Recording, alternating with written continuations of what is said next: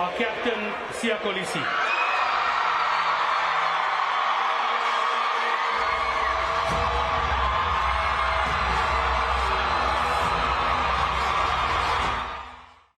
It's the Rugga Muffin Show. It's MXO. Mnigelo. Oh, am I supposed to introduce myself? I'm not The TMO, VAR, bench warmer, water boy. I think we can begin today's show with a big congratulations to Bafana. What am I saying? Bafana. They wish. Banyana Banyana for flying the flag so high. As a disclaimer, Banyana Banyana did well, ne? They reached the last 16. I feel they could have beaten the Netherlands. I mean, I watched that match. And we wasted many opportunities and we gave away some soft goals.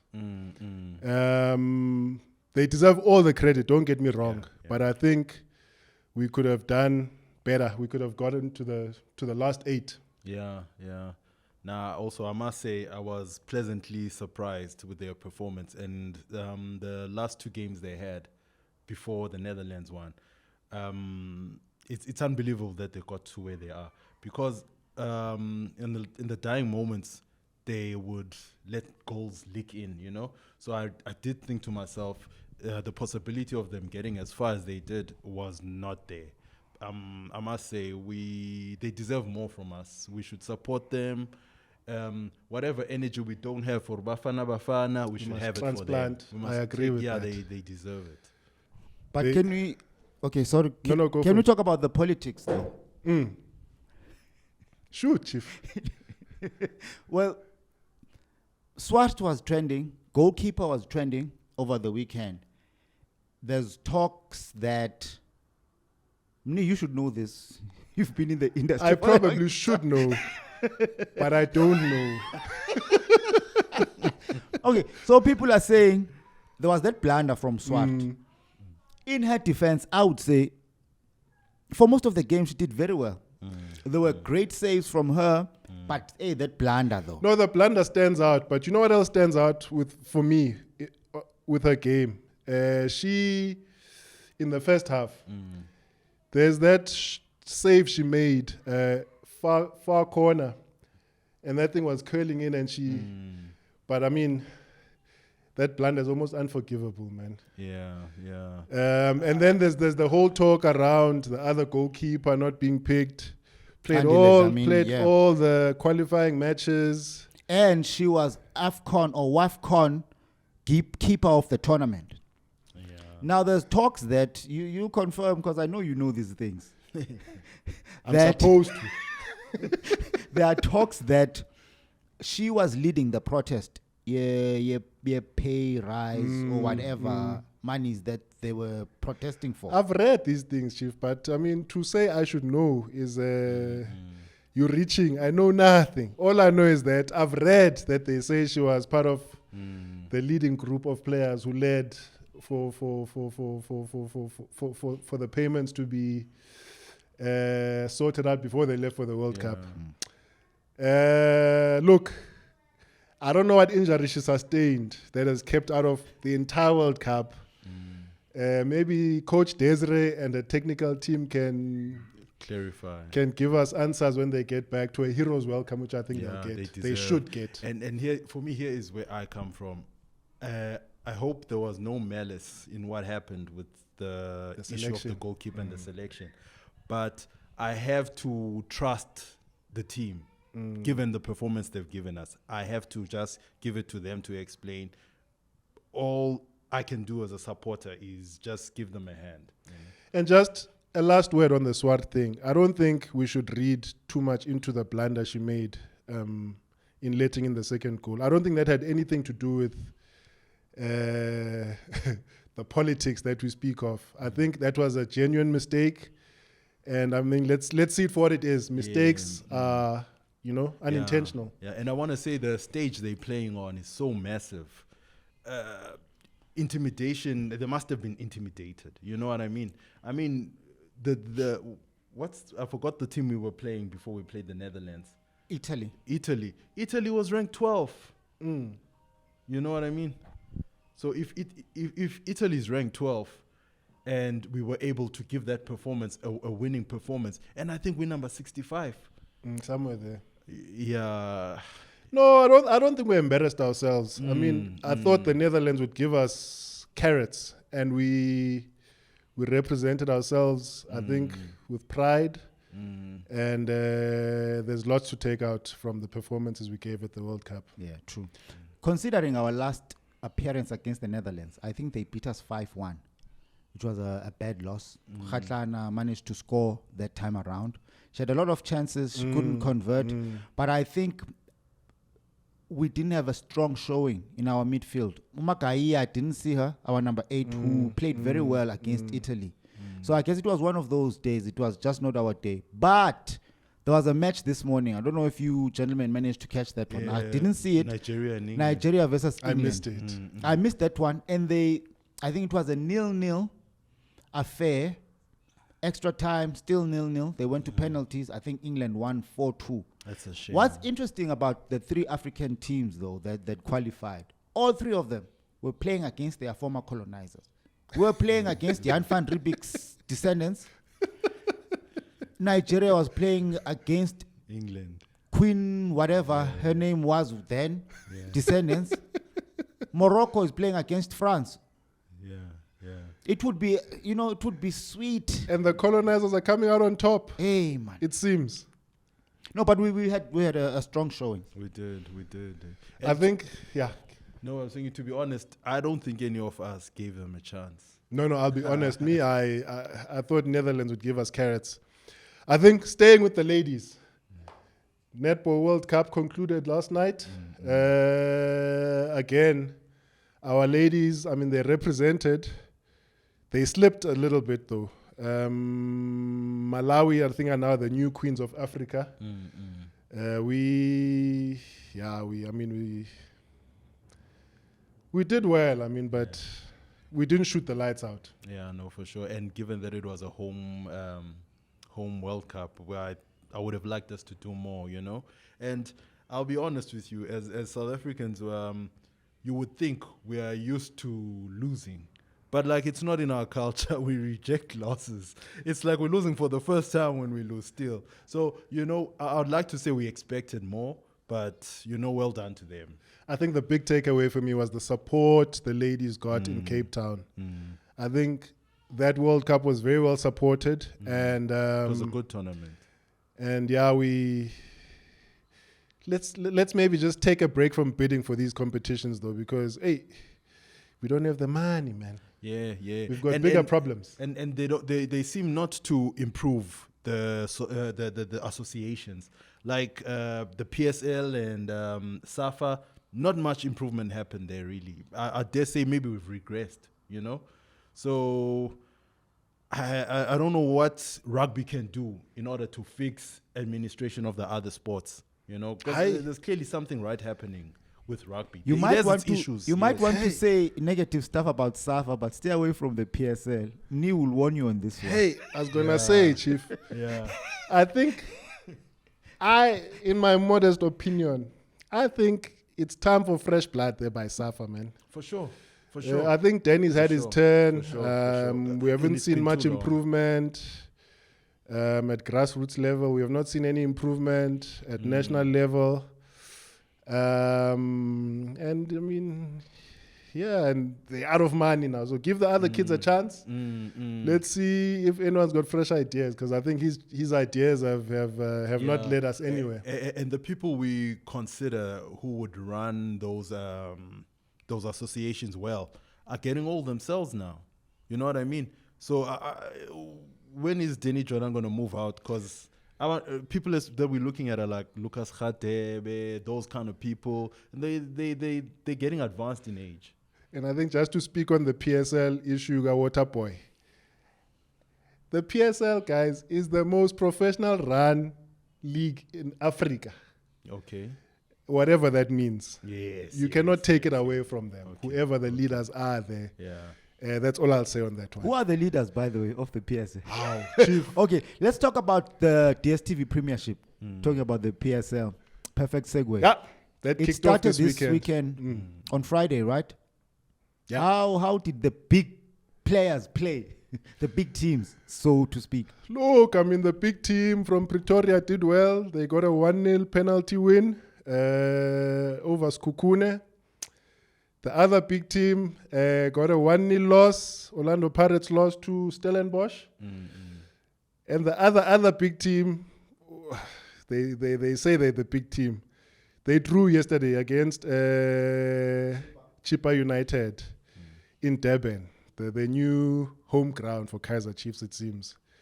But I never see results there. Hey, it looks like the league is quite competitive. I think it's too early. when Minos can lose by a point, I think it's too early. and some even win. I think we better move to MXO's strength, which is Let's keep it moving. he's just Because we're ad-libbing now. winning by points now. 1 point to nil. But the reason why I stay from football is that you said it's the most professional run league in Africa, but it's not translating onto football. Hence, with football, I can't. My heart is. I've got a weak heart. I can't watch us lose all the time consistently. We're losing. Okay, so here's a challenge to the PSL. We've got a person that we need to convert here, guys. Can we please improve the product so that MXO can catch on to it and we move? I don't even know which team he likes. I know his brother likes Pirates. I'm a nationalist. I'm a nationalist. I watch the big teams to see who's going to be in the squad, and that's it for me. I don't favor anyone. But now I can't watch that product because I know, I'm literally watching Sundowns. Which PSL players do you know of? Nobody. That's why I'm ashamed. I'm ashamed I don't know the Banyana Banyana. They deserve for me to know them, and they deserve for us to know them. PSL, please, man. I gave up. Wow. Moving on to rugby, my chief, because that's where we. Yeah, before I get a heart failure. Please, take us away. Your Springboks. I was initially, when that game started, I was a bit apprehensive with what was going on. And I thought we were going to get another hiding. But as it carried on, the guys came through, I like the way they absorbed the pressure. I like the fact that they selected different guys to the guys who were manhandled by Argentina previously, which felt like a loss more than a win. And for me, it highlighted one thing, and I hope it does for the other guys as well. We actually should trust the coaching team, the coaching personnel, and leave the bomb squad alone. We need the bomb squad. The bomb squad started initially on the previous Argentina game at home. And all those guys who were there are the guys we constantly hear about. That why don't you start this guy? Why shouldn't this one be at the wing? They were there, but nothing happened. You know what I mean? It shows that the guys who are coaching the team know what they're doing. But they took the guys who are not there, went overseas with them, and the performance was there. The two wings, for instance, we always praise Cheslin,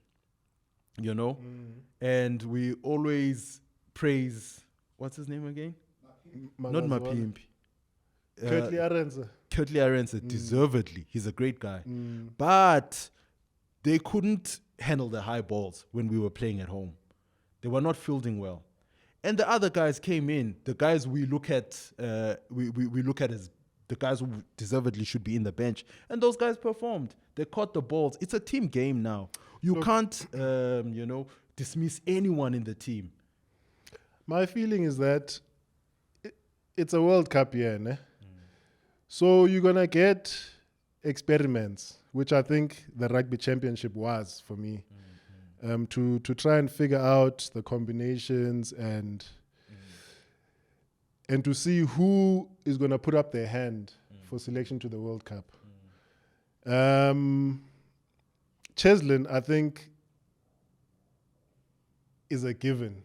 I think his name is one of the first to be written down on a starting 15. The other wings, Makazole is the incumbent, I believe. But these young boys, I mean, Moody, Kurtley Arendse, they are knocking the door down. And I think it's a good thing for the Springboks because it we need answers for the future. and also it improves when you're competing for something, you get hungrier. And that can bring out a better game out of a Mapimpi, out of an Arendse, out of a, you know. And to my point from the previous conversation we had, Willie Leroux didn't start. He wasn't even in the squad this past weekend. The fellow from Province, Willemse, started at 15, like I said. And you can see, man, he's got a bit of zest about him. He moves. He reads the game. He injects himself into the back line. He's involved all that. And I think he's more defensive than Willie is. Stronger in defense, for sure. And that's what I felt about this back line. This back line was stronger in defense. And you can tell with the score difference, you know. The horses for courses. Arendse, dope. Big English. You know. Dope. Of course, we can't argue with Cheslin. Cheslin is supreme. But the other guys have a place. And there's something that they do different to what Arendse and Cheslin offer, you know. So it's a team game now. It's everybody matters. I also think, I mean, in terms of selection, it's a good headache to have when you've got such a depth of talent to pick from, as opposed to thinking, who do we have? Who is better than our worst, you know? Man, England. So yeah, that fellow Borthwick is in big trouble. Yeah, no, flames. You know, and your Eddie Jones came through this weekend. Yeah, no, against for New sure. Zealand. I expected it, but it's a week late. I expected it already. You know, the weekend before the last. He's still not winning though. He's coming close, but he's not winning. He's not winning. He's not winning. But what I expected from him is to disrupt and ask questions, and it shows another thing I wanted to talk about, that this bomb squad theory. I think most teams in the world, maybe with the exception of France, don't have a bench to contend with ours, because that was the bench for the All Blacks. Those are the guys who are being looked at, and they were the Australia gave them quite a heavy load to carry. They almost lost that game, you know. Speaking of France also, they played against Scotland in Scotland. They also fielded what they called a B team. Apparently they said that was a C team. Whatever it is. But the point is this. They had a massive lead in the first half. And that C team or B team, whatever, it's a France team at the end of the day. They squandered that lead. I don't know how good that is for the invincibility going into the World Cup. Yeah, the guys are good. I'll give them that. And those guys were very young. I think the scrum half even came from the Junior World Cup. But I think there's that. What do they call it often? The Latino passion. Yeah, they're either on or off. I think that thing is still there. And I thought this French team possibly had buried that. And it makes me look forward to the game they're gonna play with New Zealand, because New Zealand is ice cold. They don't let they're murderers, man. They'll kill you quickly. Ice cold. They don't let the emotions get in the game. So now, if these guys meet New Zealand, and if they're not switched on, if they're not on, we'll see flames. They're gonna see flames, and then they don't have the bench to replace, to counter. They won't have a solution, you know, coming from the bench. It looks like to me. Do you know what could happen in that first game against New Zealand? France could play their final on that opening match and then just die down after that.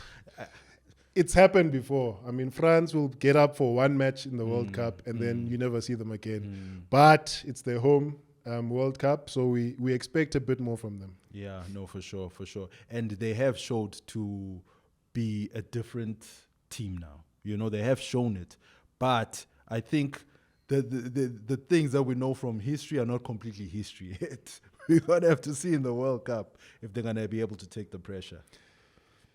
It's gonna be a good one. It's gonna be a good one. I don't know what to say. Yeah, and here's How what far I in want are to we? say. Here's what I want to say. How do you guys feel about our chances? Are you fans that are apprehensive, or given that this team was set up to win this coming World Cup, are you in a place where you're like, you know what, we've won the World Cup, even if it was 4 years early? Let's see what the guys can do. Do you have anxiety? Look, you know? the World Cup is a whole nother animal, man. Firstly, I think it's very difficult to defend it. You look at the US soccer team, the ladies team, they've bombed out. Defending champions, gone. So there's something about the World Cup that you can never Call. stake your bottom dollar or your bottom rand on. Yeah. These guys are a shoe-in to win it. Yeah. Besides, Yeah? we only win it after every 12 years. So we win it again in 30-33. That's the theory. but Rassi deserves some exceptionality. Hey, Chief, no one deserves anything here, Chief. You must work for that thing. Yeah, he's No, too he's gonna sentimental. work. He's too sentimental. You can see he's gonna It's work. probably his last. That's probably what you're thinking, right? Yeah. This is it. He's sentimental. This is it. For many coaches, Chief, it's their last hurrah. Eddie for all of Jones is them. probably his last one. No, he has to Eddie be. Jones It will has be to there when he's 99. He's going to the World Cup. That man is obsessed. He's still looking for it. Huh? Yeah. But I personally, I've not been following rugby, and I just go with history, man. Every 12 years, we'll see it again in 2033. That's The what I'm man saying. with the algorithms. We on it. Yeah. We'll The hold, data and the analytics behind we'll it. hold you said 12 years. We'll hold you to Yeah. it. It was 95, 2007, Uh-huh. 2019. So now it will be 2033. I do Ubaba think- winile uyankala, boss. Zankala kantoti. personally, deny. personally, I do think we have the squad to do it. It's just that we haven't answered this one question. We have a team that we need an antidote for, and that's New Zealand. So this time we haven't answered that question. We haven't won against them, Look, when we won the World Cup, we didn't win against them either. but we had won against them in the Tri-Nations. I mean, in the championship. But we lost against them at the World Cup. I get that. And it didn't turn out to be a material thing. Yeah, but we had a template. You see what I mean? But now this time I can't see the template, you know? I know we have it somewhere, but I haven't seen it. And I'm worried we meet them without beating them and meet them in the World Cup. Look, we're going to play them one more time at Twickenham. I Too think much in 2 weeks' pressure time. there. Yeah, too much pressure. So let's not worry too much. I think let's maybe have a chat about the formula against New Zealand after we play them. We definitely have the guys to do it, but it's just we haven't done it. So who are you guys giving it to? And then we'll also ask the people listening and watching from home who they'll be giving it to this Hey. World Cup in France. If New Zealand takes care of France, if they fold France, I will say I'll give them 80% of the chance to win the World Cup. Look, there are a few obvious choices. New Zealand is one of them. The Springboks are the defending champions. France is the home nation. And then there's the dark horse for me, Wales. Is coming out of a slump with Warren Gatland coming and taking over again. And they played England this past weekend and they did very well. Those are my... I haven't seen much of Ireland lately. But those are my... And that's a team that always almost seems to trip us up at the World Cup. It comes to a point where we win by like a few points, you know. The margins are very fine against Wales. It's another team I hope we don't meet. And just note, I did not mention Australia because I think the rugby there is dying a slow death. Here's another thing. You didn't mention Ireland either. I haven't wonder seen why. them play. I haven't seen I them wonder play. why. But how did it go the last time they met the Box? I don't know. My heart doesn't beat when I play. What are you Ireland. saying, Chief? I'm saying my heart doesn't beat when we play Ireland. You know, like it doesn't beat. Look, I'm not underestimating them, but I think we have the antidote for them. It's a given. I don't want to say a given, but I think we have the antidote. I for think them. I need to see a few matches before I make up my mind. Them and England. We've got their book. Yeah, Like if you look at history, you know, less with Ireland, but with England, like we've got their book. I'm not worried about those teams. England is in big trouble, man. Steve Borthwick and his coaching staff are on a hiding to nothing as it sits. I don't know. They can't make up their minds on pivotal positions. Fly off. They can't make up their mind. They've gone and fetched Danny Kaye. 36-year-old Danny Kaye is now back in the reckoning for England. Danny Kaye. Yo, Danny Kaye. Oh, sorry. No. Danny Kaye. Yeah, he's back in the picture. So I think This is sad. This is starting to look sad. No, it's bottom of the barrel stuff there. Yeah. Yes. Yay. Give us your take on the comments. Hit a like, subscribe, you know, the usual stuff. Share with anyone you think would enjoy this content. And thank you for the support to all the people that watched. To our 6 subscribers. Next stop, 100. You guys are amazing. The champs. Yeah.